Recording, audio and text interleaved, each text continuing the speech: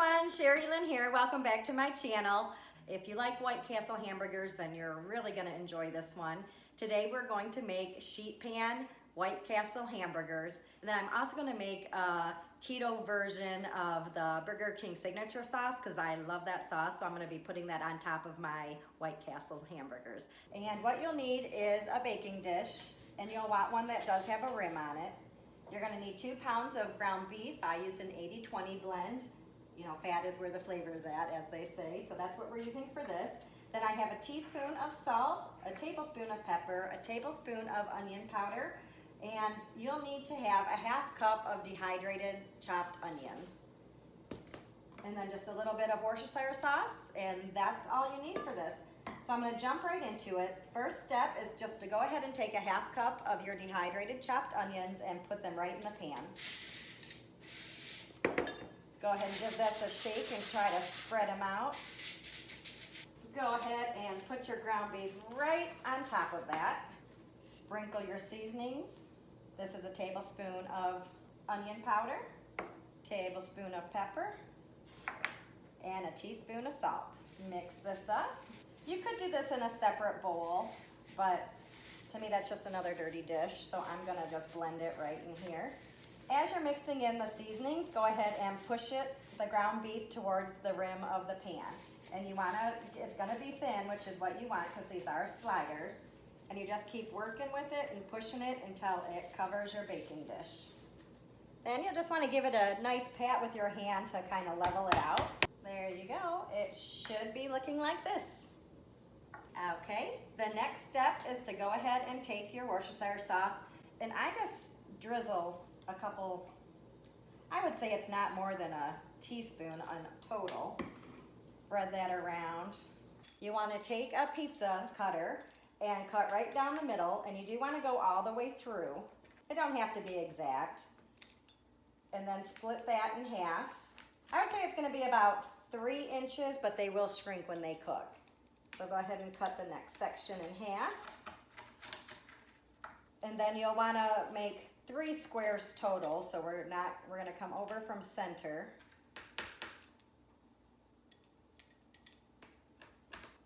You can make these smaller depending on how many people you're trying to feed, but this is 12 hearty sizes. So now that you got that, you'll want something round, or you can use your finger. I have this walnut cutter, I just use an end of this.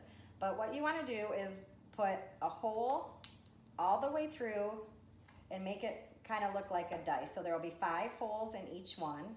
And here, I'll show you what that looks like. So like this one right here, see how it's got a hole on each corner and then one in the middle. So do that to all of them. And what this does is it helps them cook evenly without having to flip them. So here you go, they all have the 5 holes in them. Now you can go ahead and cook these now if you want. You would preheat your oven to 400 degrees and cook them for roughly 10 minutes, depending on how well done you like your hamburgers. That's a nice medium. But what I like to do is I like to freeze these for about 1 hour to 2 hours. I cover them, put them in the freezer, and the reason I do that is White Castle hamburgers are steamed, and I think that if you freeze these first for just 1 hour or 2, they actually steam better when you put them in the oven, and it gives it more of the flavor of White Castle and the texture. So that's what I do. You don't have to. If you're in a hurry, then you can skip that part. I'm gonna go ahead and cover them and freeze them, and then I will get to showing you how to make that Burger King signature sauce. So for this Burger King signature sauce, you're going to need some mayonnaise, some pickle juice, and some sugar-free ketchup, and some pepper. And that's how simple it is. That's the only ingredients that you need. And what I do is I just take about 3 really big spoonfuls of mayo. And then to that, this is the brand ketchup I use. It's really good. 3 leveled off of the same spoon sizes that you used. So does not have to be exact, as most of my recipes aren't, but I use the same spoon that I took the mayonnaise out with and just put 3 of the equivalent in ketchup. Go ahead and mix that up. Hopefully you can see it gets more of a little pink tint to it when you know you have enough of the ketchup. The next step is your pickle juice. And I just take a tablespoon and I put 2 of those in it. So I just kind of press down on my pickles. And then you can pepper this to taste and stir that up. Good thing about this sauce is you can make a big batch of it like this and it will stay good in your refrigerator for a good 2 to 3 weeks. And there you go, that's the sauce. How easy is that, right? So it's been an hour and a half. These should be nicely frozen. I'm gonna go ahead and uncover them. I got my oven preheating to 400 degrees. As soon as that's ready, we're gonna put these in and bake them for about 15 minutes. You'll wanna check them after 10 minutes and get them to the doneness that you prefer. So I'm gonna go ahead and do that right now. So now that I got those in the oven, I like to pull out everything that I'm gonna need to start assembling them.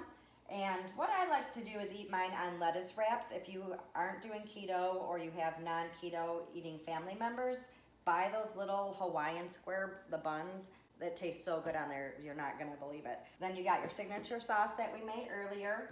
I do put a pickle chip on mine. They serve it like that at White Castle, and I do like to mimic theirs because it tastes good. So I'm using that. And then I also bought this extra sharp white cheddar cheese. You don't have to get that. You can get whatever type of cheese you like and just make it to where it's gonna be nice square sizes that fit perfectly on the sliders, and that'll work out wonderful. As soon as these sliders are almost done, we're gonna pull them out, top them with cheese, and put them back in for 2 minutes. While we're waiting for the cheese to melt, take your lettuce leaves and your signature sauce and just put a little bit right on there and smear it around. Set those aside. So it's been 2 minutes. I'm gonna see if the cheese is melted. The cheese is nicely melted, and all you do is set it inside your lettuce leaf, top it with a couple pickles, add in some of the onions off the bottom of the pan. So this is what it looks like when you're completely done. Go ahead and take a bite. So good. And I will see you back here next week. Don't forget to subscribe if you haven't already. Feel free to share these videos, and see you back next time. Bye.